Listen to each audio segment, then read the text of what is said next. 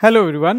So it's time to understand about this important topic which is interior of the earth. Interior मतलब कि अंदर. There are two terms, exterior मतलब कि बाहर, interior मतलब कि अंदर. तो we are now interested in understanding about one of the most important planet and in fact हमारे लिए तो most important ही है, that is the planet earth. अब क्यों पढ़ना है मुझे इंटीरियर ऑफ द अर्थ? ये भी एक सवाल बन सकता है आपके दिमाग में. ठीक है, तो एक सिंपल सी चीज है. We live on the earth. जब हम धरती पे रह रहे हैं तो we are experiencing the changes that are taking place on the earth. कभी कभी हमें दिखता है कि देयर इज द अर्थक्वेक, कहीं पे भूकंप आ गया, कहीं पे ज्वालामुखी फट गया. तो इस टाइप के जब इवेंट्स हम देखते हैं तो सडनली हमें पता चलता है यार हम तो जहां पे रह रहे हैं वहां पे तो इतनी गर्मी नहीं है, लेकिन अंदर से मेरे को हीट दिख रही है. और मैं जहां रह रहा हूं यहां कुछ हीट नहीं है, तो अंदर कुछ अलग है. और ये जो कुछ अलग है, this is playing an important role to bring on the changes that are taking place on the earth. And उन्हीं सब चेंजेस को पढ़ने के लिए I try to dig inside की अर्थ के अंदर है क्या. So whatever the changes that are taking place on the earth, that can be divided into two kind of changes. थोड़ा सा समझ लेते हैं. So to understand the changes that are taking place on the earth, definitely कुछ forces लग रही होंगी. ठीक है, तो to bring the changes on the earth, there are two forces that are responsible. One is the exogenic force, other is the endogenic force.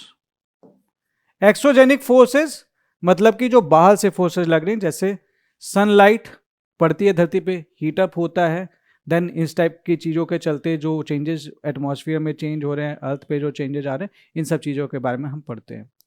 Endogenic force, तो जैसे ये हमारी धरती है, जो बाहर से हो रहा है वो तो एक्सोजेनिक है. अंदर से जो फोर्सेज निकल के बाहर आ रहे हैं, they are the endogenic forces, जिसका ओरिजिन अर्थ के इंटीरियर में है. तो जाहिर सी बात है, there is something that would be happening inside the earth. तो इंडोजेनिक फोर्सेस को मुझे अगर समझना है तो I have to go to the interior of the earth and understand the structure of the earth. तो अब हम परत बाय परत, लेयर बाय लेयर अर्थ के इंटीरियर को समझने की कोशिश करते हैं. एक और बात, I have a human body जो कि 37 डिग्री सेल्सियस पे एक नॉर्मल टेम्परेचर एक ह्यूमन बॉडी का, एक हेल्दी पर्सन का होता है. और मुझे धरती के बारे में जानना है और मैं धरती के अंदर जाने की सोचता हूं. Just start thinking on this, कितनी अंदर मैं जा सकता हूं? Can I really go deep inside the earth? The answer is no. So when you cannot go deep inside the earth, like this is your earth, एक तरीका तो तुम्हारे पास ये था कि तुम्हें धरती के अंदर जाना है, खोदते चले गए, खोदते चले गए, खोदते चले गए, फाइनली इसके एकदम सेंटर में पहुंच गए जिसका था नाम कोर. लेकिन जैसे जैसे तुम जाओगे अंदर, you will come to know that for every 32 metre there is an increase of 1 degree Celsius वाला टेम्परेचर. तो जब टेम्परेचर बढ़ता चला जा रहा है तो एक ऐसा टाइम आएगा, पहली बात, कि आप जैसे जैसे अंदर जा रहे हो टेम्परेचर बढ़ता चला जा रहा है कि आपको गर्मी लगने लगेगी. 100 डिग्री पे तो उबल जाओगे और वो बहुत जल्दी आ जाएगा, धरती से बहुत बड़ी है. तो you can't go deep inside the अर्थ. अब कुछ लोग बोलेंगे कि भैया हम मशीन बना के चले जाएंगे. वो मशीन का भी एक मेल्टिंग पॉइंट होगा. धरती के अंदर इतनी गर्मी है कि आपकी वो मशीनें भी गल जाएंगी. सो क्या करें? धरती के अंदर जा नहीं सकते, लेकिन धरती के बारे में जानना है. तो एक चीज मेरे को यहां पे ये समझ में आ रही है that I can't go deep inside the earth. So somehow to understand about the earth's interior, I can not depend much upon the direct sources, rather than I have to start depending upon the indirect sources. So धरती के बारे में जानने के लिए there are two type of sources which are direct sources and indirect sources. Direct sources जैसे कि हम सरफेस रॉक का देख लेंगे कंपोजिशन और बोलेंगे भैया ये धरती के अंदर से आएगा, तो जिस सिमिलर कंपोजिशन वाइज हम इसके बारे में बात कर लेंगे. ठीक है, सी दिस सरफेस रॉक्स, या फिर जैसे वॉल्केनिक इरप्शन हुआ होगा तो कुछ अर्थ के इंटीरियर से बाहर आया होगा, तो हम उसके बारे में थोड़ा स्टडी कर लेंगे। अब वॉल्केनिक इरप्शन मेरे को एक चीज बता रहा है कि ऊपर इतनी गर्मी नहीं है, लेकिन मॉल्टेन लावा बाहर निकल के आ रहा है वॉल्केनिक इरप्शन से, तो मेरे को एक बात यहां से एक एविडेंस मिल रहा है कि अंदर गर्मी तो है, थोड़ा सा कंपोजिशन का भी आइडिया लग जाएगा। Then I can go for the drilling project, लेकिन 4 से 6 किलोमीटर से ज्यादा डेप्थ तो हम गए ही नहीं, तो हमारे पास इस डायरेक्ट सोर्सेज बहुत लिमिटेड हैं, so we will be depending upon the inferences, the indirect sources. और उस इनडायरेक्ट सोर्सेज में जैसे कि होता है मेट्योर, थ्योरी ऑफ ओरिजिन के हमने पढ़ा था कि मेट्योर और ये जो सेलेशियल बॉडीज हैं इनके composition, because they are coming from the same body in general, तो फिर उसके चलते they have the similar composition. तो मेट्योर में भी ये पाया गया कि इसका जो कंपोजिशन है that is similar to the earth's rocks, so इसके चलते उसका कंपोजिशन से हम उसको इंटीरियर कंपेयर कर सकते हैं। दूसरा एक तरीका मेरे पास ये है कि I can study about the gravitation. So मैं ग्रेविटेशन के बारे में थोड़ा सा जानने की कोशिश कर सकता हूं, बट एक समस्या ये है, इफ यू रिमेंबर कि जो हमारी धरती है इसका जो नॉर्थ पोल है और जो साउथ पोल है और ये जो इक्वेटर है,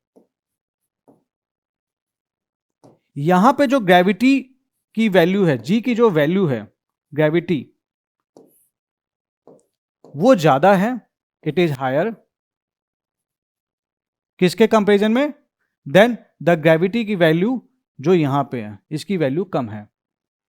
इससे एक चीज मुझे पता चलता है, earth is not a perfect sphere. अगर एक परफेक्ट स्फीयर होता तो यहां पे हर जगह ग्रेविटी की वैल्यू सेम होती। So there is this gravity anomaly, so we can say that mass on earth or mass in earth is unevenly distributed। अब एक चीज समझना इस बात को, मैं ये बात डायरेक्ट नहीं बोल रहा हूं, I am not saying it directly, no, मैंने नहीं देखा है कि कौन सा मास कहां पे है, लेकिन मुझे दिख रहा है कि जी की वैल्यू चेंज हो रही है from the poles to the equator, तो इसके बेसिस पे मैं बोल रहा हूं कि जो मास है वो अनइवनली डिस्ट्रीब्यूटेड है। यही होता है इनडायरेक्ट रेफरेंस, ठीक है। तो हमें एक फैक्ट पता है और इसके बेसिस पे हम क्या करते हैं, हम इन्फर करना शुरू करते हैं। जैसे कि आपने माइनिंग करनी शुरू की, धरती के अंदर में आप माइनिंग कर रहे हैं, तो जैसे जैसे आप अंदर जा रहे हैं आपको पता चल रहा है कि टेम्परेचर बढ़ रहा है, तो जब टेम्परेचर बढ़ रहा है तो मैं क्या बोलूंगा, अंदर धरती के टेम्परेचर बढ़ता चला जा रहा है। सो आई विल इन्फर कि भैया धरती के अंदर टेम्परेचर बढ़ रहा है, इसका मतलब कि धरती हो सकता है अंदर सॉलिड नहीं होगी, हो सकता है। अब ये टेम्परेचर बढ़ रहा है तो ऑब्वियस सी बात है कुछ तो होगी, कुछ भट्टी टाइप का होगा ना जो वो हीट प्रोड्यूस कर रहा होगा, there would be some reaction that would be taking place inside the earth, that is why this is going hotter inside the earth. कुछ तो हो रहा होगा। कैसे मैं बोल पा रहा हूं, क्योंकि मैं अंदर जाऊं तो मैं देख रहा हूं मेरा टेम्परेचर बढ़ रहा है, I am noting that pressure is increasing, so I can say something about the interior of the earth and density also increases with depth. So अगर मैं इसके रेट ऑफ चेंज को पढ़ लूं तो मैं कुछ चीजें बता सकता हूं धरती के इंटीरियर के बारे में। वो सब चीजें क्या है वो सब बाद में बात करेंगे, ठीक है। Then I can study the magnetic field. So magnetic field की स्टडी करके I can say that there are the magnetic materials inside the earth, and उसके बारे में थोड़ा बहुत हम पढ़ सकते हैं। So from the magnetic field I can infer about the distribution of magnetic material in the earth's crust. But जो सबसे इंपॉर्टेंट इंटीरियर सोर्स है, एविडेंस है अर्थ के बारे में स्टडी करने का, वो है दी सिस्मिक एक्टिविटी, जिसके चलते जो वेव्स हैं जो हमारी प्रोड्यूस होती हैं, earthquake waves, primary wave, secondary wave, these are the earth type of earthquake waves and surface waves. तो अगर हम इनको सही से स्टडी करते हैं, दे से टू यू कि लेयर्स कैसी हैं धरती के अंदर में, बिकॉज ये waves they behave differently in solid liquid, तो इनका जो वेलोसिटी है ट्रैवल करने की, इनकी जो ट्रैवलिंग है वो सारी चीजें चेंज करती हैं। अब इसके चलते साइंटिस्ट्स, इसके चलते जियोलॉजिस्ट हैव इन्फर्ड दैट कि earth is divided into the layers. उसी के बारे में हम पढ़ते हैं about the interior of the अर्थ। अभी मैं इसके बारे में बहुत डिटेल में नहीं जाऊंगा. I will be taking up a separate lecture on the earthquake where I will be discussing about these waves and there I will be discussing you कि कैसे इसके बेसिस पे हम बोलते हैं अलग अलग लेयर्स हैं. अभी हम इस पे नहीं जा रहे, वरना we will be going off the topic. तो अब धरती की बारे में बात कर लेते हैं. अगर मैं अपनी धरती की बात करूंगा, अर्थ के इंटरनल स्ट्रक्चर के बारे में बात करूंगा, तो हमारी जो धरती है दैट हैज द लेयर्स. ये आपकी धरती है. इसके क्रॉस सेक्शन में मैं अगर काटता हूं, सेंटर तक बढ़ता हूं, तो मुझे अलग अलग लेयर्स देखने को मिलती हैं. सबसे बाहर एक मुझे पतली परत सी मिलती है, दैट इज द क्रस्ट. उसके बाद मुझे इसके अंदर में एक लेयर मिलती है, that is the mantle that goes nearly like 2900 kilometre. ये 5 से 30 किलोमीटर तक है, अभी बताऊंगा इसके बारे में. उसके बाद जो और अंदर जब हम जाते हैं तो हमें मिल जाता है कोर. बेसिक्स, अभी बेसिक्स समझ लेते हैं. क्रस्ट अर्थ की खाल कह लो. अर्थ की जो लेयर्स हैं they are like the onion. Onion है ना, छिलका निकालते जाओगे so you get different kind of layers. So earth के साथ भी ऐसा ही है. अब एक सवाल आ जाता है कि how can you say that this is crust, this is mantle, this is core. On what basis you are actually saying it? So there is a discontinuity in between these layers. एक ऐसी zone आता है, then there is a zone, there is a particular zone, there is a particular zone, there is a particular zone over here which where you will be seeing the abrupt changes. Abrupt changes in what? Physical and chemical composition, behavior of earthquake waves, etc. So जब abrupt changes हो रहे हैं ना, तो हम बोलते हैं कि भाई दूसरी लेयर स्टार्ट हो गई. सिंपल. तो we call these layers as the discontinuity. अब वापस वो अपना पीडीएफ खोल लेते हैं थोड़े सा और देखते हैं. So earth is composed of 3 concentric layers, crust, mantle and core, distinguished on the basis of their composition, density, physical state and seismic properties. These layers are separated by important seismic discontinuities. A discontinuity refers to a boundary within the Earth's interior where there is a sudden change in physical and chemical properties like density or seismic wave velocity, marking the division between major layers such as crust, mantle and core. ठीक है, चलो इसके बाद कुछ facts हैं जो आपको पता होने चाहिए, जो एग्जामिनेशन पॉइंट ऑफ व्यू से इंपॉर्टेंट है. इन 3 लेयर्स अर्थ के वॉल्यूम वाइज, क्रस्ट की बात कर लें, जो आउटर मोस्ट लेयर है that is occupying only 0.5 to 1%. Mental के केस में it is 83% of the volume of earth is in mental and 16% of the volume of earth is in core. तो कभी क्वेश्चन आ जाए कि वॉल्यूम वाइज किसके पास ज्यादा volume है, तो व्हाट यू विल यू से कि भैया मेंटल के पास ज्यादा वॉल्यूम है, उससे ज्यादा वॉल्यूम है कोर के पास, एंड उससे ज्यादा वॉल्यूम है क्रस्ट के पास. This sequence is important. Now this is percentage of O0, मतलब OF होगा ऑफ द अर्थ्स मास. तो ऑब्वियस सी बात है, जिसके पास वॉल्यूम उसके पास ज्यादा मास. तो सेम यहां पे भी हो जाएगा in terms of this. Mass of mental is more than the core which is more than the crust. But density में ऐसा नहीं है, क्योंकि ये सबसे अंदर में है. तो जैसे जैसे आप धरती के अंदर में जाएंगे तो डेंसिटी बढ़ती चली जाएगी. तो अगर मैं डेंसिटी वाइज अरेंज करना चाहता हूं, तो I can say the density of the core is highest, then it is of the mantle and then it is of the earth. Simple है, ठीक है. तो ये एक बार स्क्रीनशॉट ले लेना, नोट कर लेना, ये थोड़ा सा इंपॉर्टेंट है. अब समझ लेते हैं क्रस्ट के बारे में थोड़ा सा और. क्रस्ट की जो रेंज है हम कहते हैं it is 5 kilometre to 30 kilometre, and sometimes ये 70 किलोमीटर तक भी जाता है. ऐसा क्यों होता है? एक चीज ऐसा समझ लेना कि let's say this is the crust. अब कहीं पे ओशन भी होगा. Now this is ocean. ये ओशन के पानी जहां खत्म होगा वहां पे आपकी लैंड आ गई होगी. ठीक है, मेरे ख्याल से बहुत क्लियर नहीं दिख रहा होगा ये, मैं इसे ग्रीन से बना देता हूं.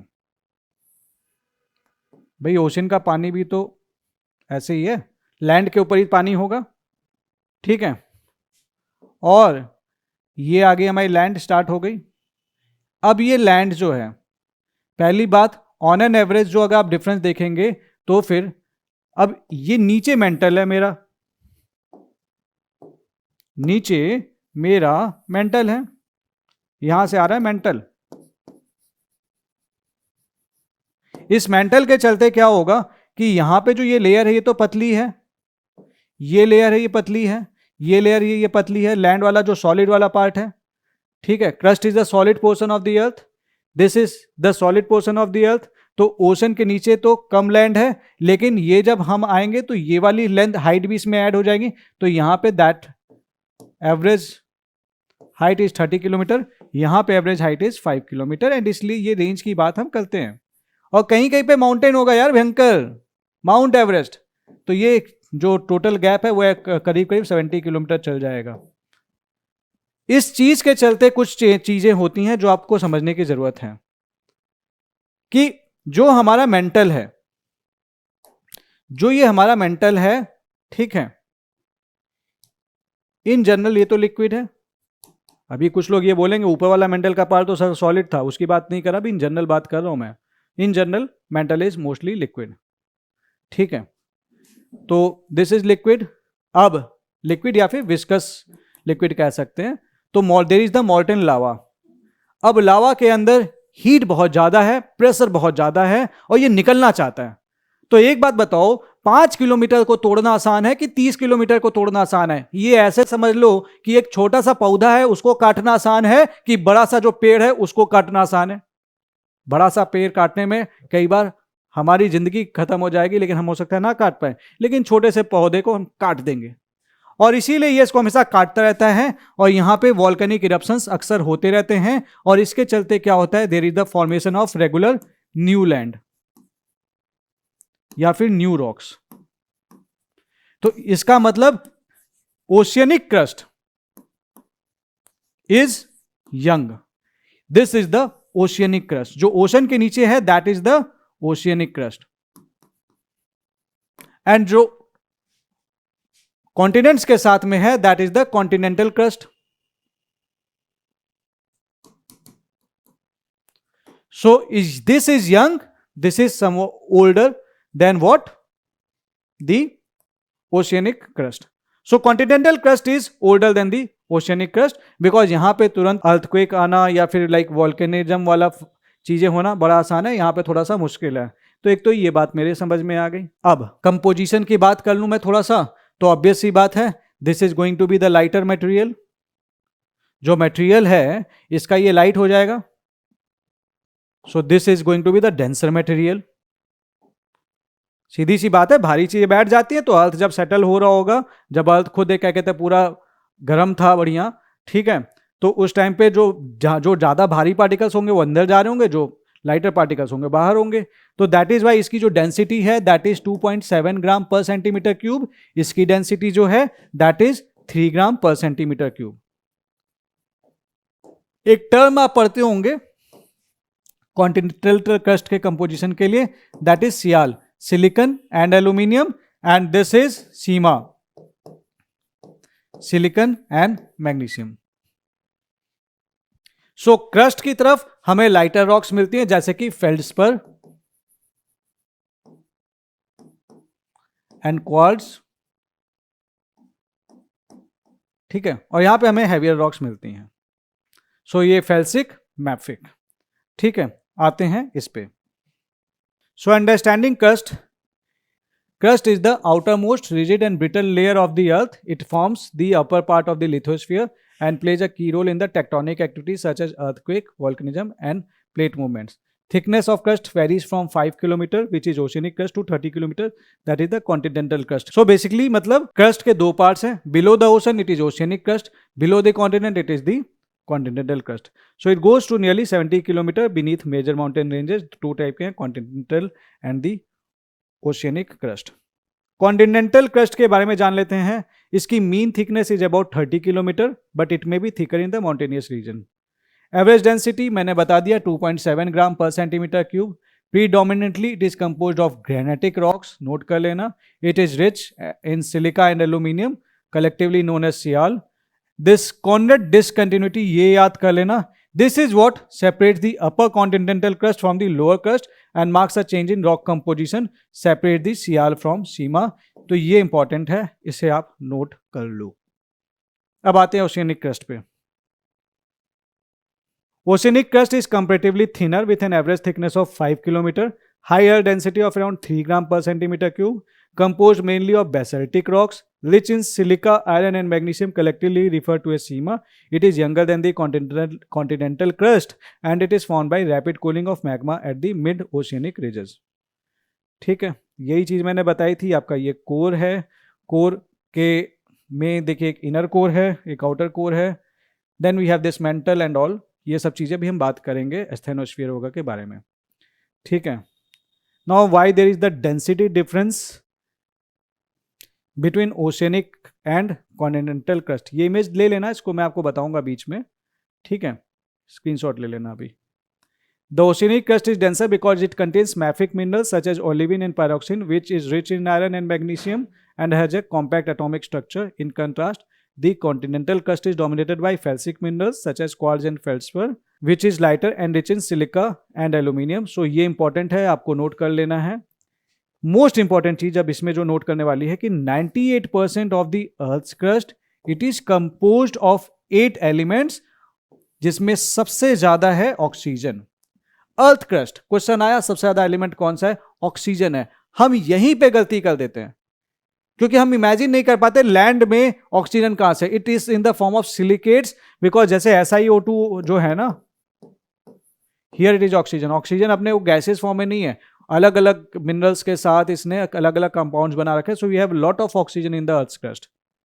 सेकंड नंबर पे आता है सिलिकन, थर्ड नंबर पे आता है एल्यूमिनियम, आयरन एटसेट्रा. सो कभी सवाल आ जाए कि अर्थ क्रस्ट में कौन सा एलिमेंट सबसे ज्यादा है, then this is oxygen. And when it is about the earth, only earth, then you will say this is iron. ठीक है, coming next.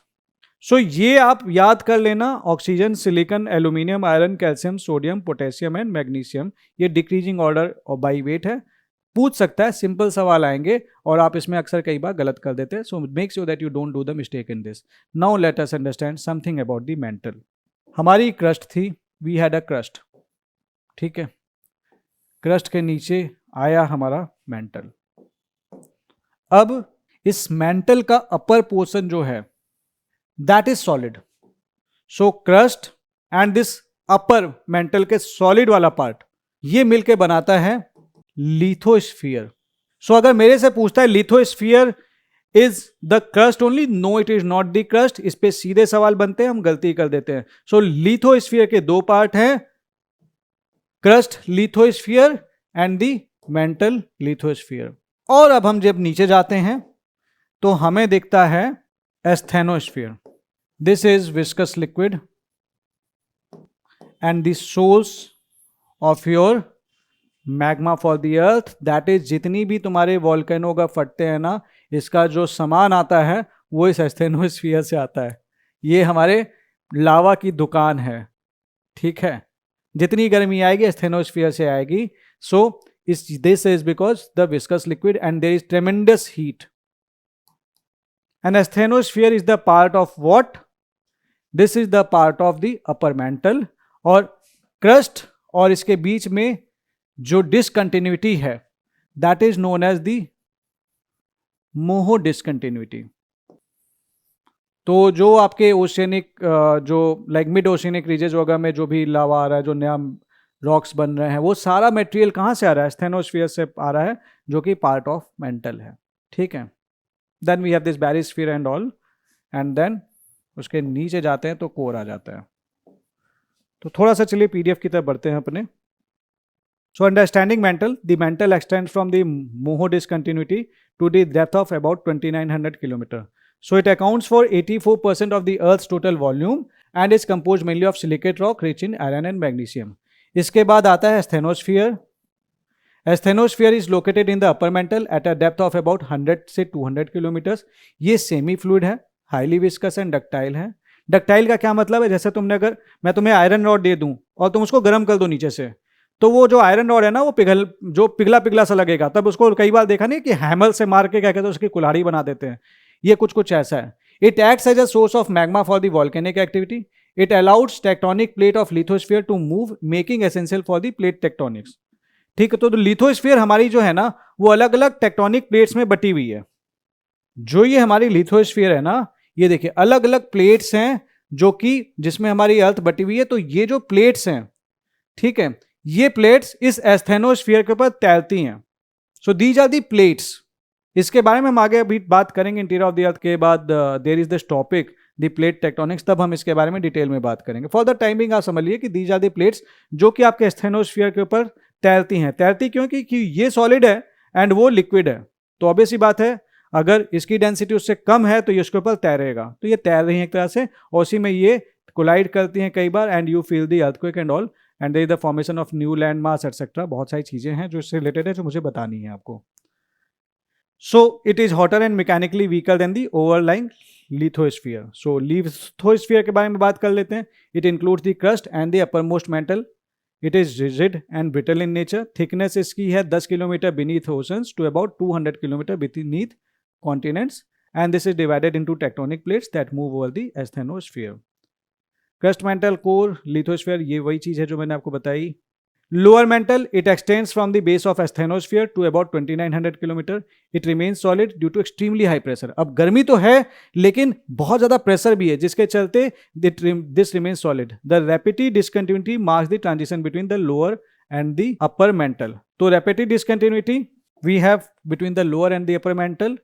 And this Mohorovicic discontinuity, यही चीज बताई थी मैंने आपको, ये देख लीजिए। So lithosphere and the asthenosphere का ये डायग्राम है, ये ओल्ड एनसीईआरटी से मैंने वैसे निकाला था। We have this mesosphere as the part of this mantle, उसके ऊपर एस्थेनोस्फीयर है। We have this Mohorovicic discontinuity, crust lithosphere and mantle lithosphere के बीच में आती है आपकी Mohorovicic discontinuity. This is the mantle, यहाँ से यहाँ तक।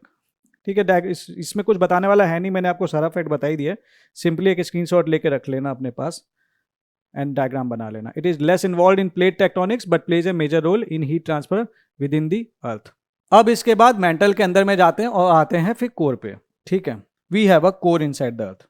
सो वी हैव अ अर्थ, मैंने आपको बताया था। ठीक है, अर्थ के बाहर, सबसे बाहर जो अगर मैं बात करूं तो we have this crust. Crust से हम अंदर आए तो we had this mantle, and फिर हम आ जाते हैं कोर पे। This is the core. ठीक है, इस कोर के अंदर में भी इसको दो पार्ट में बांट सकते हैं। This is the outer core, this is the inner core. Outer core is liquid due to extreme heat, inner core is solid due to extreme pressure. ठीक है, तो आउटर कोर में क्या हो रहा है कि that the iron is molten. जब मोल्टन आयरन मूव करता है तो this will produce the electricity, electric currents produce होंगी। उस इलेक्ट्रिक करंट्स के चलते earth will get it's magnetic field. ये मैग्नेटिक फील्ड बहुत इंपॉर्टेंट है अर्थ को सोलर फ्लेयर से बचाने के लिए। आपका magnetic north pole south pole में जो रोल है वो आउटर कोर का है, ये आपको याद रखना है। ठीक है, so these things are important about our core. ठीक है, तो अपने पीडीएफ में देख लेते हैं और क्या हमने एक्स्ट्रा नोट करना है हमें। तो the core begins at a depth of 2900 kilometre and is composed primarily of iron and nickel together refer to as nife. It is the hottest and the densest part of the earth. Understood? ये सबसे अंदर है, this is the hottest, densest भी होगा क्योंकि सबसे ज्यादा pressure यहीं पे है। Outer core, it exist in the liquid state. Temperature range is between 400 degrees Celsius to 5000 degrees Celsius. The movement of molten iron and nickel generates Earth's magnetic field through the geodynamo mechanism. क्या होता है geodynamo mechanism? This geodynamo mechanism generates Earth magnetic field through churning electric conductive liquid iron in the outer core driven by thermal convection and Earth's rotation, creating a self-sustaining loop where the fluid motion generates electric currents which in turn reinforces the magnetic field. ठीक है, तो basically एक चीज याद कर लेना, earth की magnetic field is coming due to outer core का रोल। Now it is the Gutenberg discontinuity which is separating the lower mantle from the outer core. ये discontinuity याद कर लेना. Inner core के बारे में बात कर लेते हैं. Solid है despite extremely high temperature of about 5000 to 6000 degrees Celsius. Solid in nature due to immense pressure at the earth center. Lehman discontinuity separates the outer core from the inner core. Inner core is believed to be gradually growing as the earth cools. ठंडा हो रहा है तो जाहिर सी बात है size बढ़ेगा. ये इंपॉर्टेंट सिस्मिक डिस्कंटिन्यूटी जितनी भी हमने पढ़ी हैं ये मैंने एक जगह पे डाल दी है, बस इसको सिंपल नोट कर लो, क्वेश्चन सीधा सीधा बन जाएगा. कॉर्नेट डिस्कंटिन्यूटी किसको सेपरेट करती है? Upper and the lower continental crust. Mohorovicic discontinuity किसको सेपरेट करती है? Crust and the mantle. Repetti discontinuity किसको सेपरेट करती है? Upper and the lower mantle. Gutenberg discontinuity किसको सेपरेट करती है? Mantle and the outer core. And Lehmann discontinuity किसको सेपरेट करती है? Outer core and inner core. और ये आपको मैंने बताया था डिस्कंटिन्यूटी इज व्हाट, जहां पे there is the sudden change in the properties behaviour of the waves and apart from that there is even the changes in the physical and the chemical properties. ठीक है, तो ये याद कर लेना, ये इंपॉर्टेंट है. क्वेश्चन सीधा सीधा बन जाएगा, मैच दी फॉलोइंग, और हम अक्सर गलत करके आ जाते हैं. ये देखो मैंने आपको बता ही दिया था कंपोजिशन ऑफ द अर्थ. ये स्क्रीनशॉट ले लो, उसमें ज्यादा कुछ है नहीं. कि अर्थ के कंपोजिशन में पूछेगा मैक्सिमम एलिमेंट कौन सा है तो आयरन है, लेकिन अर्थ क्रस्ट के कंपोजिशन पे पूछेगा तो दिस इज ऑक्सीजन. और ये सीक्वेंस भी प्लीज याद कर लेना, पूछ सकता है. एटलीस्ट 2-3-4 तो स्टार्टिंग के याद कर लो. Iron, oxygen, silicon, magnesium, sulphur, nickel, calcium, aluminium for the earth's composition. Crust की मैं बात करूंगा तो फिर it is oxygen, silicon, aluminium, iron, calcium, sodium, potassium, magnesium. तो ऑक्सीजन है यहाँ पे, वहां पे आयरन है. Now oxygen and silicon it form the 74% of the earth's crust as the silicate minerals. इसको ऐड कर लो, ठीक है, तो आपको दिख जाएगा. Then come next the interior of the अर्थ. ये डायग्राम है. डायग्राम क्या बेसिकली टेबल है, इसे बस एज अ क्विक रिकैप कर लेते हैं. तो हमारे 3 लेयर्स हैं, crust, mental and core. Crust is the outer and the thinner most layer of earth. It is mainly composed of silica and aluminium. This is solid. 5 से 40 kilometre light. अच्छा, कहीं पे आपको 5 से 30, कहीं पे 5 से 40, तो वो वैल्यू क्योंकि अलग अलग जगह पे अलग अलग दी हुई है, that is why there is the confusion. वो इतना ज्यादा उस पर फर्क नहीं पड़ता, तो ये एग्जैक्ट वैल्यू पे मत जाना. उसके चलते परेशान मत होना कि बोले सर अभी तो 5 से 30 बताया था, अभी यहाँ 5 to 40. ये आपकी ओल्ड एनसीईआरटी में दिया हुआ डेटा है, ठीक है. मेंटल के 2 पार्ट है, upper and the lower mantle, ठीक है. देन अपर मेंटल में आता है आपका lithosphere and asthenosphere. Lithosphere is its part, ठीक है. Lithosphere is solid, lithosphere, asthenosphere. This is then lower mantle, upper and lower mainly of silica and magnesium. This is plastic, semi molten. इतना kilometre, moderately light इसकी density है, and then it is moderately heavy क्योंकि density अंदर बढ़ दी है. Core में we have the outer core and the inner core, and it is made up of nickel and ferrous. This is called the barysphere. And outer core is liquid और in the plastic state. Inner core is solid. इसका जो average thickness इतनी है, इसकी average thickness इतनी है, 2220 and 1255. This one is heavy, this one is very heavy. So that's all for this lecture. तो हमने अभी पढ़ लिया इंटीरियर ऑफ द अर्थ. अगला लेक्चर हम पढ़ेंगे किसके बारे में? About the plate tectonics. एक चीज बस मेरी याद रखना, इन लेक्चर्स को पढ़ते समय बहुत सारी ऐसी इंफॉर्मेशन होगी जो मैं आपको एक्स्ट्रा बताते चल रहा हूं. Please keep the pen and copy with you. If you won't be noting that, तो आपको ये बार बार लेक्चर्स देखने पड़ेंगे जो डेफिनेटली आपका रिवीजन करा देंगे. 2x की स्पीड में चलते फिरते देख लेना, ताकि आप इन लेक्चर्स को के फैक्ट्स को याद कर पाओ. जितना यूपीएससी के लिए रिक्वायर्ड है मैं इसमें ऑलरेडी कवर करते चल रहा हूं. तो you won't be needing to read anything apart from this, provided आपने ये लेक्चर अच्छे से देख रखे हैं. So make sure that you keep on watching this lecture, save this video and do subscribe to this channel, ताकि आपके पास notification timely पहुंचती रहे जब भी अगला लेक्चर आए. मिलते हैं आपसे नेक्स्ट लेक्चर में, which is about the plate tectonics. और कुछ कंफ्यूजन इन द केस फिर भी रह गया हो, you can put it in the comment section. We are here to support you, we are here to help you. और इसके अलावा हमने सीसेट के वीडियोस डालना शुरू किए हैं, so make sure you watch all दो सीसेट वीडियोस। बहुत प्यारे कॉन्सेप्ट से बहुत अच्छे से पढ़ाया हुआ है मैंने, आपको वो बहुत हेल्प करेगा आपके सीसेट के लिए। मैथ्स में उससे ज़्यादा कहीं ज़रूरत आपको नहीं पड़ने वाली। I have myself qualified this staff selection commission apart from this UPSC, rank 37 थी मेरी, मैंने उसमें बहुत अच्छे से पढ़ा था। वो सारा कॉन्सेप्ट मैंने आपके साथ शेयर कर रखा है, फ्री ऑफ कॉस्ट शेयर कर रखा है, हमारे इसी चैनल पे शेयर कर रखा है। Go and watch this videos, they are going to help you definitely. So मिलते हैं आपसे नेक्स्ट वीडियो में। Don't forget to share this video, don't forget to like this video, don't forget to share your views on this video. That's all for now, thank you very much.